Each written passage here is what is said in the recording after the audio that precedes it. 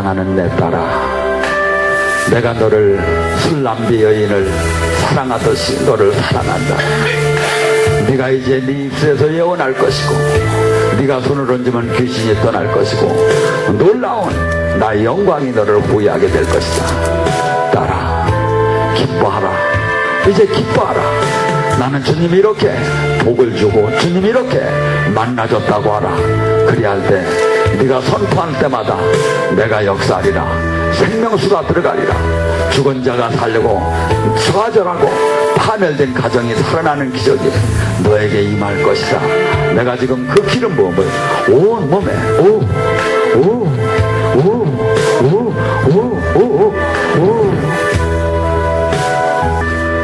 오늘 내가 능력 주노라. 두 손을 높이 들고 불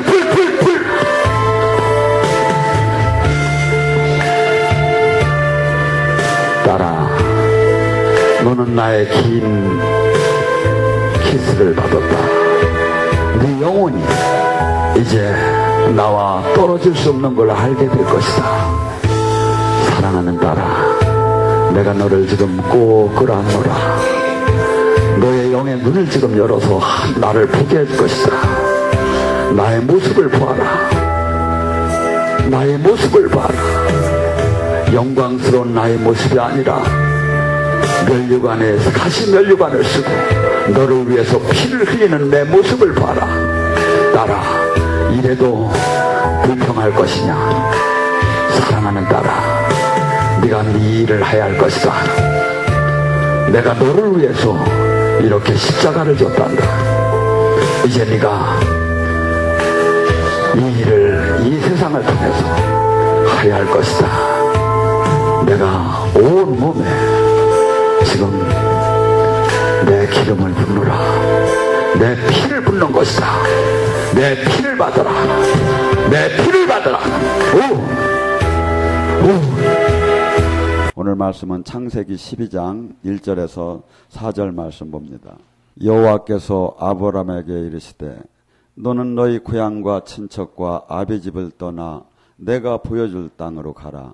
내가 너를 큰 민족을 이루고 내게 복을 주어 내 이름을 창대케 하리니 너는 복이 될지니라. 너를 축복하는 자에게 내게 복을 내리고 너를 저주하는 자에게 내가 저주를 하리니 땅이 모든 족속이 너로 말미암아 복을 얻을 것이니라 하시니라. 이에 아브라함이 여호와의 말씀을 따랐고 롯도 이와 함께 갔으며 아브라함이 하란을 떠날 때 75세였더라. 아멘.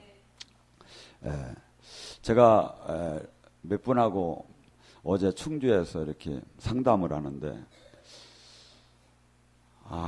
정말 하나님의 임재나 또한 만남이나 또한 축복 같은 것을 자기네들은 이제 기대를 하지 않는다고 그래요. 너무나 이 교회가 진짜를 만나보지 못했기 때문에 이제 기대도 하지 않고 다닌다는 얘기를 몇 사람이 공통적으로 이렇게 얘기하는 소리를 들었어요. 근데 저는 이렇게 봅니다.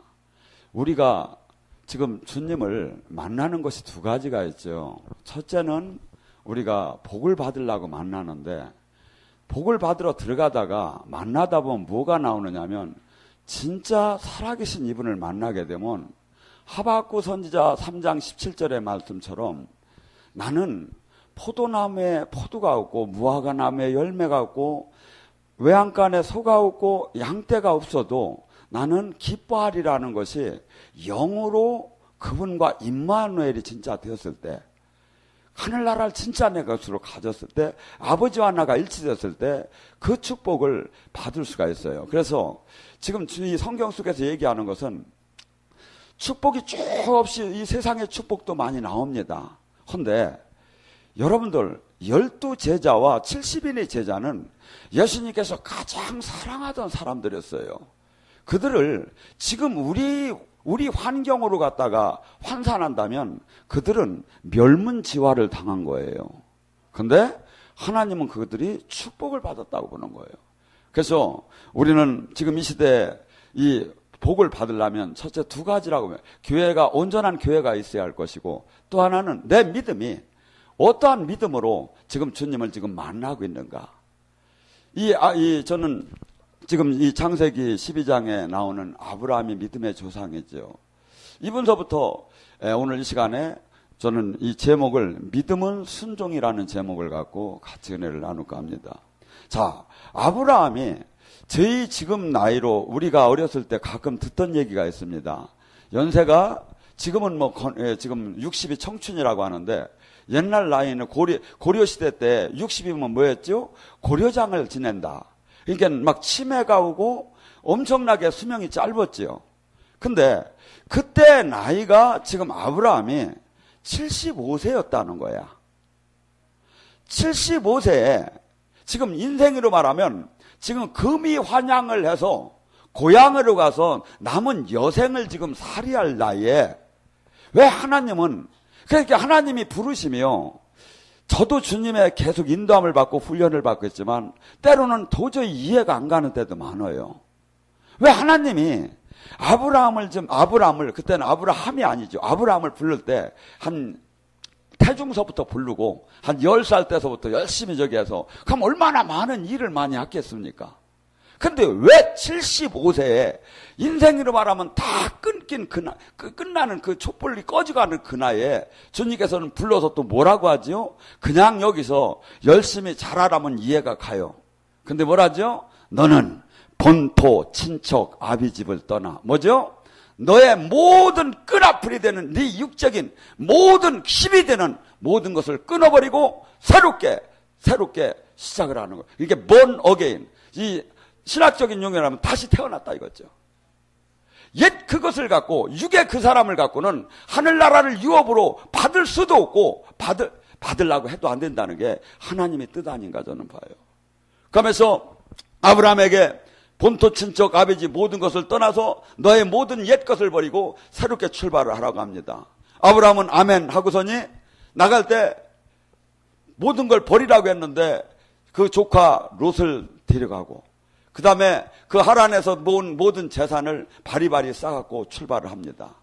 하나님께서는 당신을 믿고 그냥 모든 것을 버리고 오직 아내만 데리고 가기를 원했는데 순종은 순종인데 뭐죠? 50% 순종이 됐죠.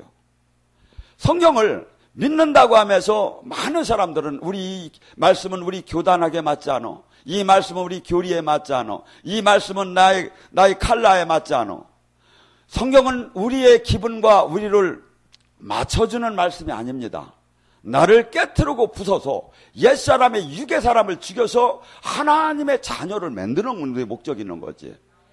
그래서 이 아브라함 할아버지가 받기는 받았는데 근데 받는데도 그의 저기는 온전한 순종이 아니라 하나님이 갑자기 아니면 바쁘셔서 역사를 못하면 내가 이 돈이로다니 계산하면 되지. 하고 혹시 막 별처럼 자식들을 많이 준다고 했는데 내 나이도 지금 75세니까 만약에 안 주면 롯으로 대치하면 되지. 그 마음이 깔린 상태에서 주님은 복을 줄 수가 없었어요. 그래서 아브라함의 가라고 하는 그곳에 가나안에 가자마자 주님은 테스트를 했죠. 또 주님은 성경에 하나님은 시험하는 하나님 아니라는데 뭔 소리 하느냐고. 테스트는 두 가지가 있어요. 마귀가 주는 테스트는 뭐냐면 이 페이라주라고 해요. 이것은 말을 무너뜨리고 죽이려고 주는 거예요. 근데 하나님이 주는 테스트는 도키마주라고 해가지고 이것은 뭐냐면 나의 학생들에게 시험을 봐서 성적을 올려주기 위한 시험을 보는 거죠. 그 시험 자체 목적 자체가 달랐다는 거지. 하나님은 반드시 시험을 지금 뭐랍니까? 창세기 22장 16절에 뭐라고 합니까? 아브라함에게 이삭을 바쳤을 때 내가 누구에게 맹세야? 하나님보다 우리는 어떤 때 답답하면 그럽니다. 하늘을 두고 맹세하지만 내가 거짓말 아니야. 하나님을 두고 맹세하지만 나는 거짓말 아니야. 근데 하나님은 하나님보다 더 높은 분이 없어요.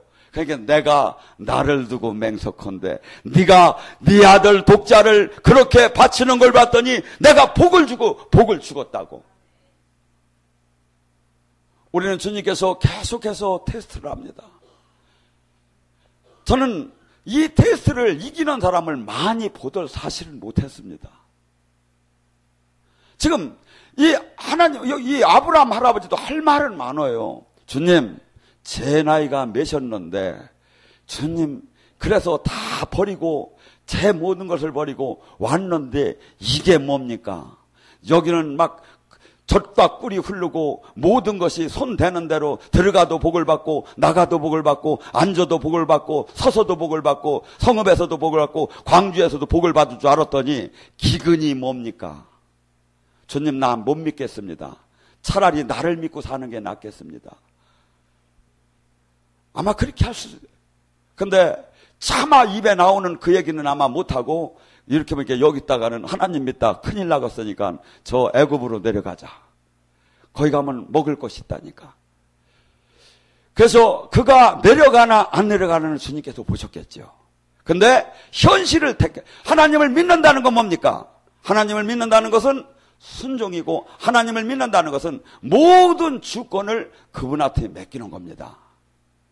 우리는 주님을 막 섬긴다고 하고 예배를 드리고 그분에게 11조를 하고 그분을 위해서 헌신을 엄청나게 합니다. 새벽 기도도 막 열심히 막 10년, 20년도 하는 분도 있습니다. 근데 정작 무슨 삶의 문제가 됐을 때 결정을 할 때는 내 방법대로 하는 것은 하나님을 믿는 사람이 아닙니다. 지금 주님이 말하니까 본토, 친척, 아비지 모든 네 삶의 모든 네 생각, 모든 네 요건, 모든 세상의 것을 다 버리고 오직 하나님이 지시하는 대로 가는 그리하면 복을 준다는 것이고 그리하면 네 허리에서 예수님이 나온다는 거지.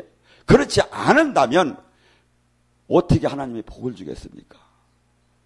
이 창세기 12장의 말씀은 또한 우리에게 주님께서 허락하신 말씀입니다.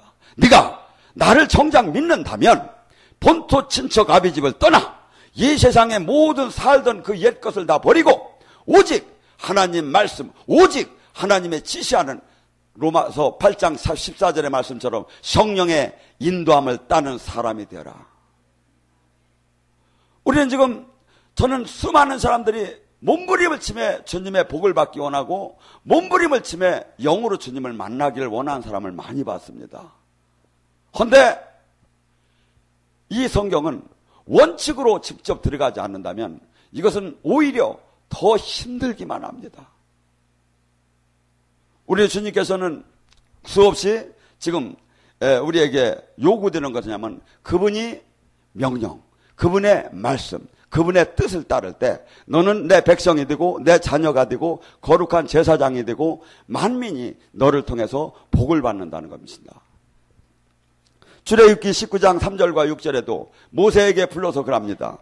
내가 너희들을 홍해 이 애굽에서 어떻게 너희들을 인도했는가를 보라고. 뭘 갖고 인도했습니까? 하나님은 한 번에 장자들을 죽여서 한 번에 유월절을 행사할 수가 있었습니다. 근데 왜 9가지, 10가지 재앙을 왜 부렸다?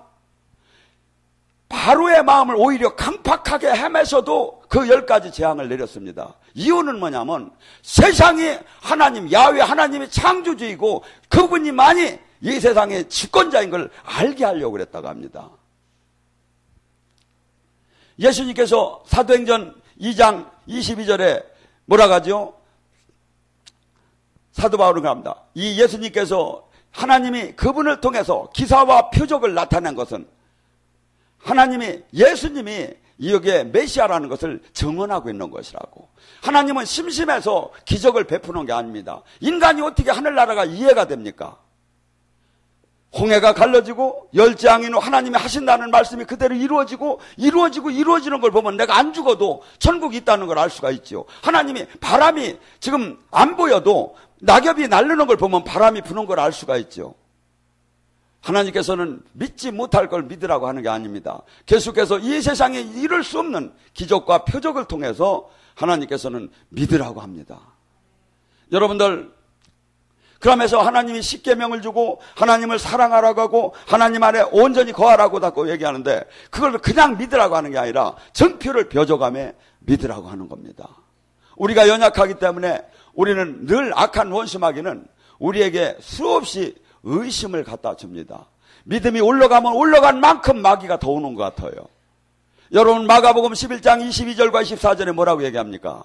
너희는 하나님을 믿어라. 그리하면 이 산이 들려 바다에 빠지오리라고 빠지라 명하면 그것이 믿고 뭐하고 믿고 의심치 않을 때 그 일이 이루어질 것이다. 너희들이 구한 것은 다 믿은 줄 받은 줄 믿으라고 합니다. 여기에 하나님을 믿으라는 원어를 갖다가 뒤집어 원어로 단위 해석을 하면 하나님의 믿음을 가지라는 겁니다. 예수님의 믿음을 가지라는 거예요. 하나님이 천지를 창조하며 빛이 있어라 하면서 빛이 안 생기면 어떡하나? 궁창은 물은 바다는 생겨라 하면서 안 생기면 어떡하나?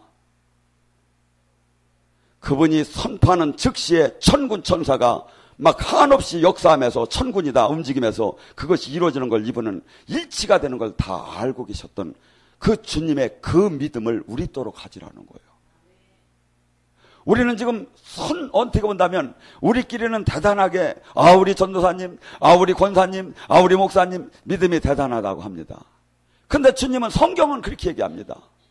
하나님이 믿음을 가지하고 하나님이 믿음을 가졌을 때 이 산이 들려 바다에 빠지는 마태복음 17장 20절에도 너가 겨자씨만한 믿음을 가졌다면 이 산이 들려 바다에 빠지고 네 문제가 한 방에 막 해결되는 것이 보일 거라고 성경은 약속하고 있습니다.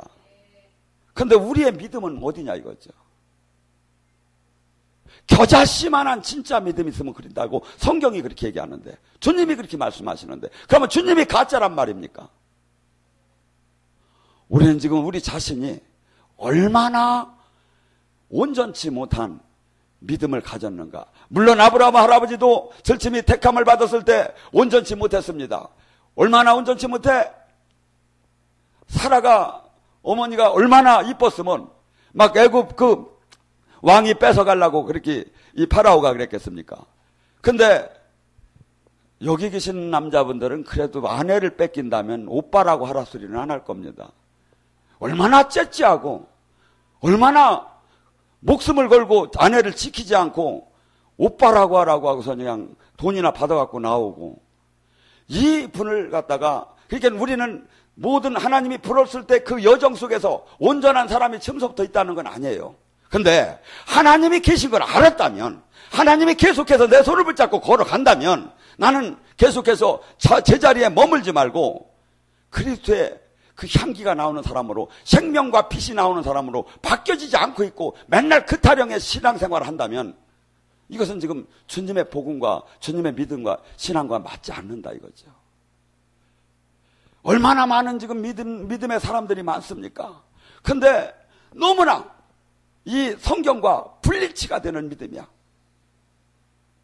이 불일치가 되는 믿음은 아무리 50년, 100년을 믿어도 아무것도 나오질 않습니다. 주님을 기쁘게 하는 생명의 믿음, 생명비. 그래서 그런 자에게만은 하나님이 그가 언어가 선천하고 어떻게 할지 몰랐지만 그는 하나님께서 그에게 복을 내리는 하나님이라고 성경은 계속 얘기합니다. 때로는 우리는 그럽니다. 그것은 뭐 율법이야, 구약이야. 지금 예수님은 우리의 모든 죄를 지고 가셨어. 성경은 계속해서 구약 속에서 주님이 내 말을 순종한다면, 네가 내 말을 지킨다면 이러한 복을 준다고 신명기 30장 15절 16절에도 말합니까? 내가 생사화복을 네 앞에 놨으니 네가 택하는 대로, 네가 망할 길을 택하면 내가 망하게 해줄 것이고 네가 살 길을 택하면 수없이 이 말씀의 규정을 탁탁 적어서 얘기를 하는데 신약에 와서 예수님은 우리가 각인된 게 뭡니까? 예수님이 나의 모든 죄를 지고 가셨어. 그래서 나는 이제 아브라함의 축복만, 모든 축복만 받아야. 우리는 지금 수없이 예수님을 여러 번씩 죽이는 사람이 됐습니다. 하나님을 정말 만났다면, 히브리서 6장 6절을 그럽니다. 하늘나라를 맛봤다면 더 이상 우리가 육의 삶을 산다면 예수님을 2번 못 받는 자라고. 주님은 율법을 폐하러 온 것이 아니라 완성하러 왔다고. 그분은 그렇기 때문에 어떻게 본다면 구약보다 더 무서운 얘기를 주님은 합니다. 누가복음 14장 26절에 뭐랍니까? 네가 나를 따르려면 뭐라 하죠?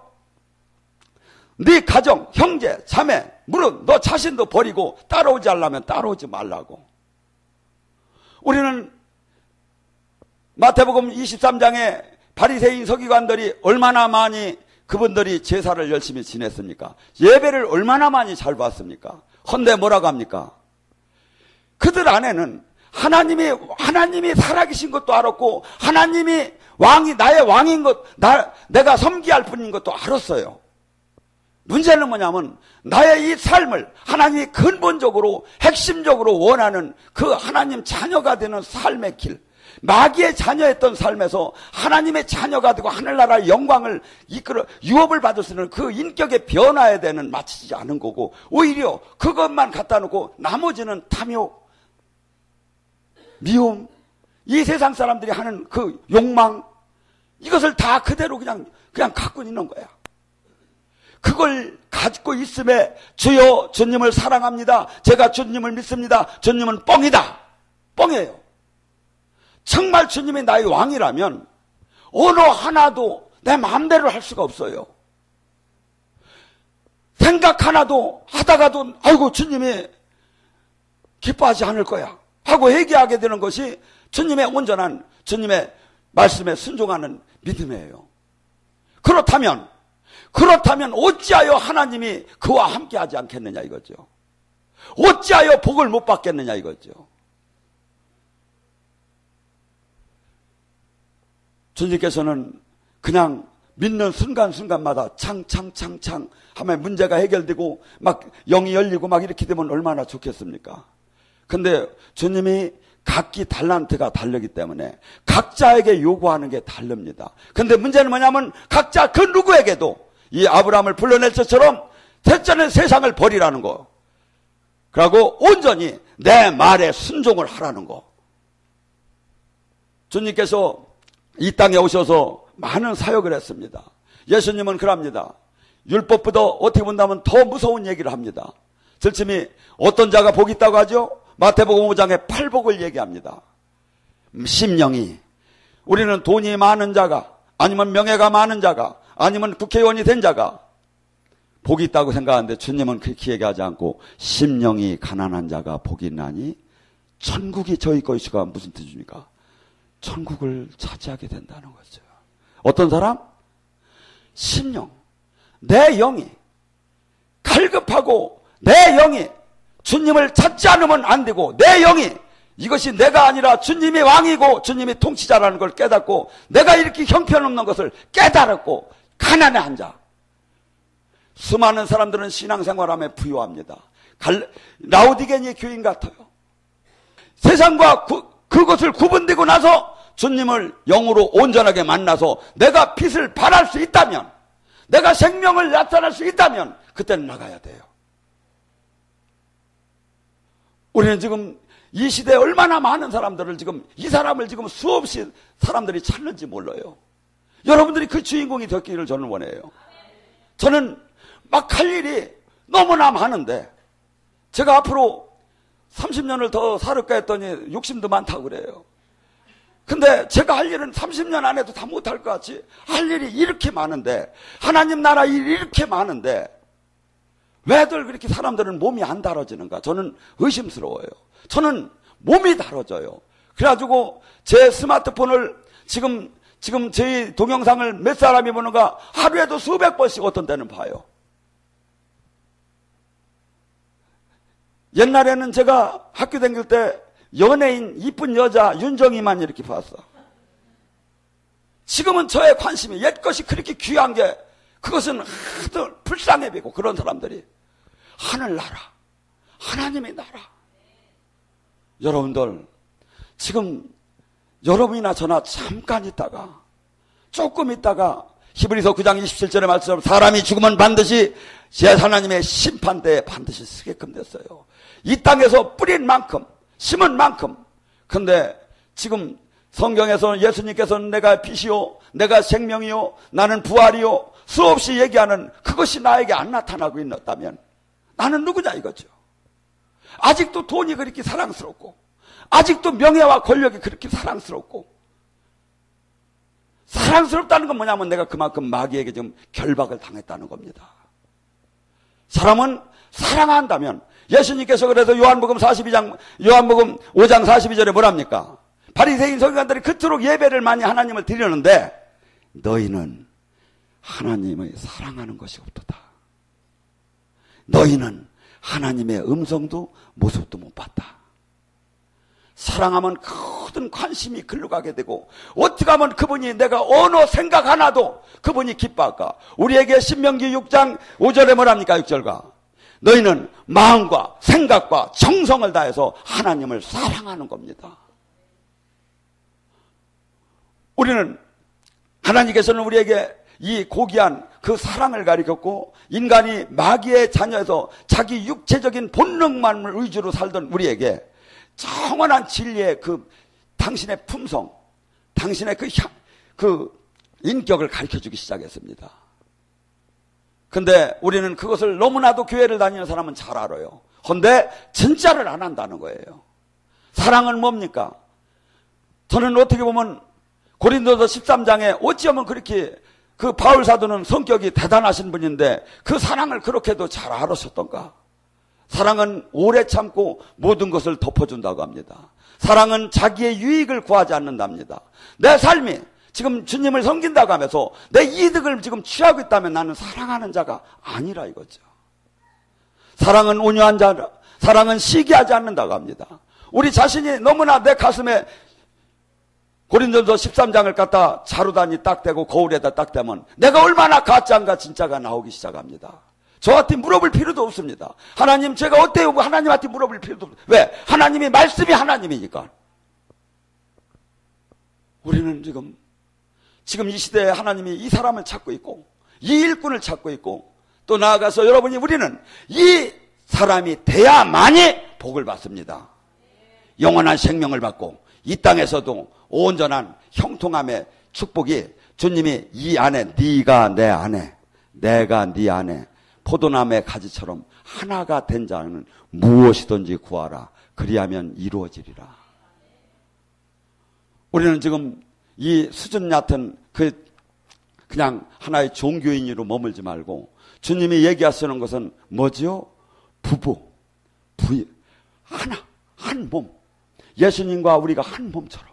그래서 우리는 예수님 뭐랍니까? 우리는 돌감람나무에서 참감람나무로 적부침을, 나 하나는 온전한 자기 하나의 생명도 자기 하나의 그 진리도 찾지 못하는 우리에게 예수님의 이 말씀이 이 보배로운 질그릇이 이분을 담았기에 이제는 우리는 뭐냐? 참감람나무. 그래서 여기에서 뭐가 나와야? 생명이 나와야 해요. 로마서 8장 9절은 그럽니다. 11절과 그리스도를 영을 갖지 않은 자는 그리스도인이 아니라 그리스도의 그 영은 어떤 영이다? 그 영은 부활의 영이다. 하나님께서 예수님을 죽음에서 살리신 것처럼 너희 또한 그 영이 오게 되면 네 삶에 대해서 네가 모든 것이 죽음에서 소생하는 그 힘이 나올 것이다. 내가 가난에서도 회복이 되고 병마에서도 회복이 되고 영적 문둥병에서도 회복이 되고 모든 것이 그러고 모든 삶이 모든 생각이 다 생명으로 회복되는 마음이 나오지 않으면 가짜라 이거죠. 우리는 많은 사람들에게 막 칭찬만을 받고 싶습니다. 아니에요. 우리는 주님 앞에서 이 말씀 앞에서 말씀이 거울 앞에서 나 자신이 보이고 그렇게 하면서 나는 지금 얼마나 주님의 지금 온전한 주님 말씀 안에 못 들어가고 그냥 은혜로 살고 있고 내가 가야 할 길은 무엇인가 해서 보이지 않는다면 그 사람은 생명 주님의 온전한 이 원 복음의 그 생명의 뜻 안에 들어간 것이 아니라 종교인으로 머무는 것입니다. 종교인에게는 생명이 안 나옵니다. 종교인에게는 주님의 인격적인 만남이 없습니다. 그러나 정말 어린이처럼 이 말씀을 논리를 달지 않고 아멘이로 받은 자는 무조건 만나게 됐어요. 그리고 주님께서 많은 사람들에게 이 끝까지 이 길을 오는 자가 적다는 거 수없이 얘기를 해요. 내 길은 좁고 협소하다고. 만약에 지금 우리끼리 이야기하는 신앙으로 댕겨나면 내 길은 넓고 몇십억이 올 수 있는 넓게 완전히 열린 길이라고 이렇게 얘기하셔야 돼요. 내 길은 좁고 협소하고 오너니가 적다고. 다 떨어져 나가는 거예요. 오다가 다 떨어져 나가는 거고 다 그냥 종교인과 신앙으로 머무는 거야. 주님은 우리에게 그렇게 하라고 핏값을 주고 생명을 내거주신 게 아닙니다. 하나님의 자녀답게 온전하게 바뀌라고. 저는 가끔 이 말씀이 생각납니다. 주님이 한 영혼이 천하보다 귀하다는 것을 알지 못하느냐. 그 영혼이 도대체 누구냐 이거죠. 예수님을 팔아먹은 유다가 한 영혼이 천하보다 귀하다고 여러분 생각합니까? 아니죠. 그는 주님이 그럽니다. 네가 차라리 태어나지 않았으면 좋을 뻔했다고. 한 영혼이 천하보다 낫다는 건 뭐냐면 온전히 육의 사람이 다 버려지고 주님이 향기와 생명과 빛이 나타나는 통로로 살아가는 갈라디아서 2장 1절 나는 죽었고 내 안에 사시니가 그리스도라고 하는 법. 그 사람 떨어져는 하는 얘기가 아닌가 생각합니다. 우리 모두가 주님이 보시기에 천하보다 더 귀한 그러한 인정을 받고 나아가서 이 세상 끝날 때 영원한 하늘나라를 유업으로 받는 그 복을 받기 바랍니다.